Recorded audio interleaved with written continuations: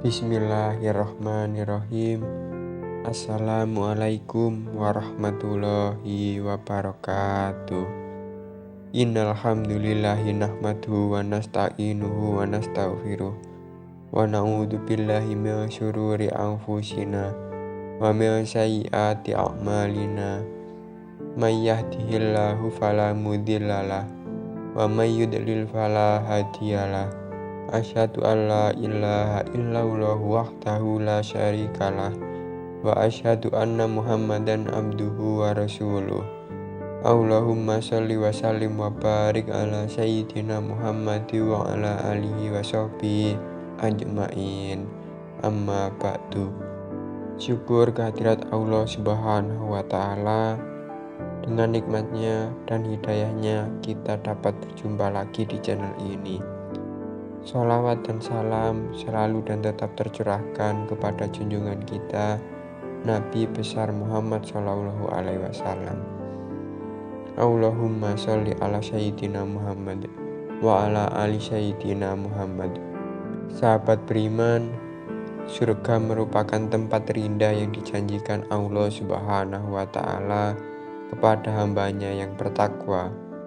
Hal ini sebagaimana yang telah dijelaskan dalam Al-Quran bahwa di dalam surga berisi kenikmatan dan kebahagiaan yang hakiki yang tidak pernah terbayangkan oleh kita sebelumnya.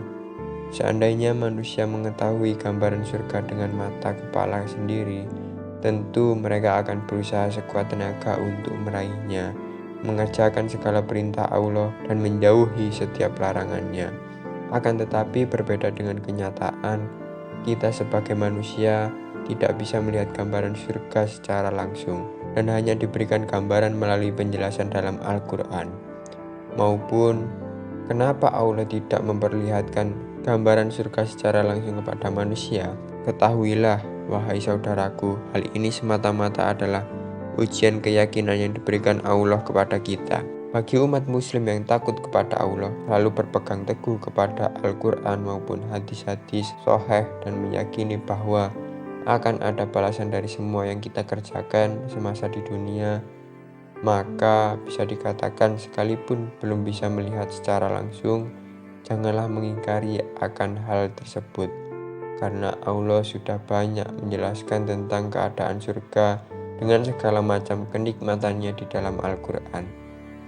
Untuk bisa meraih surga yang telah Allah janjikan, maka kita diwajibkan untuk menjalankan segala perintah dan sebisa mungkin menjauhi larangannya. Akan tetapi ada beberapa golongan manusia yang selalu dirindukan oleh surga. Siapakah golongan orang-orang tersebut? Siapakah golongan orang-orang yang beruntung tersebut? Yang pertama, orang yang gemar membaca Al-Quran. Al-Quran pedoman hidup umat Islam. Dengan membaca, memahami, serta mengamalkannya adalah sebagai bentuk ibadah yang mendatangkan pahala besar. Di dalam Al-Quran surat Al-Fatir ayat 29, Allah Subhanahu wa ta'ala berfirman, sesungguhnya orang-orang yang selalu membaca kitab Allah dan mendirikan sholat dan menafkahkan bagian dari rezeki yang kami anugerahkan kepada mereka dengan diam-diam dan terang-terangan, mereka itu mengharapkan perniagaan yang tidak akan merugi. Dari ayat tersebut bisa disimpulkan bahwa bagi orang yang gemar mengamalkan Al-Quran, sholat, dan bersedekah karena Allah, kata-kata orang tersebut akan mendapatkan kecintaan dari Allah, diberikan ketenangan dalam hatinya, dimuliakan Allah di dunia maupun di akhirat. Dan surga akan selalu merindukan orang-orang yang seperti ini. Yang kedua, orang yang mampu menjaga lisannya. Sebagai manusia yang bertakwa dan takut kepada Allah, hendaknya selalu menjaga lisannya dari perkataan yang tidak baik, bahkan menyakiti orang lain. Mungkin saudaraku pernah mendengar sebuah ungkapan, lidah lebih tajam daripada pedang. Hal ini menandakan bahwa kekuatan lidah sangatlah berbahaya.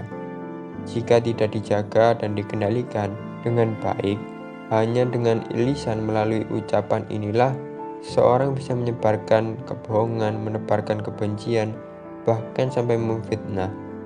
sehingga efek yang ditimbulkan adalah permusuhan, pertikaian, bahkan bisa saling membunuh.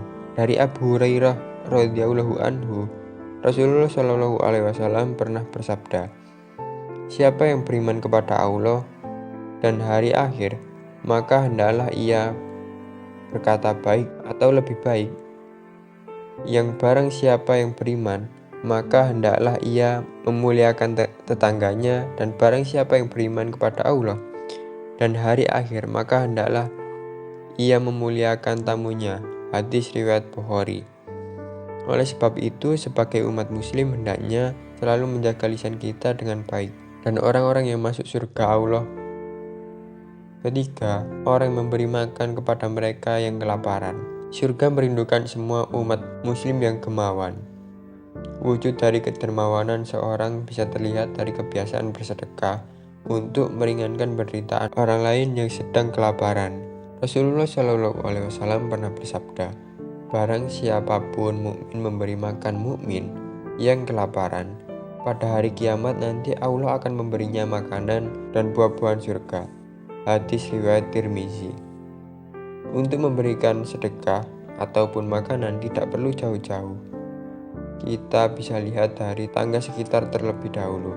Apabila memang ada yang mengalami kesusahan, maka jangan sungkan untuk membantunya dan niatkan semua itu karena Allah.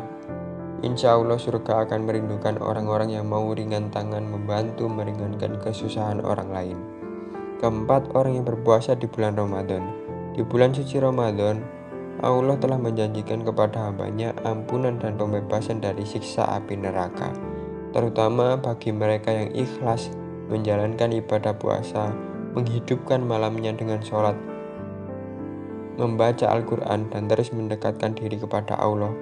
Rasulullah Shallallahu alaihi wasallam. Rasulullah Shallallahu alaihi wasallam bersabda, "Siapa yang berpuasa di bulan Ramadan karena iman dan ikhlas, maka akan diampuni dosa-dosanya yang telah lalu." Hadis riwayat Bukhari dan Muslim. Di dalam hadis lain juga disebutkan bahwa surga ada 8 pintunya.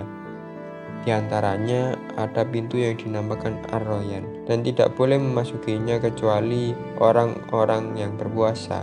Hadis riwayat Bukhari. Sahabat beriman, sudah sepatutnya bagi kita umat muslim untuk berlomba-lomba dalam hal kebaikan, keimanan, dan ketakwaan kepada Allah Subhanahu wa Ta'ala. Semoga kita bisa menjadi salah satu hamba Allah yang dirindukan surganya. Amin amin ya rabbal alamin. Wassalamualaikum warahmatullahi wabarakatuh.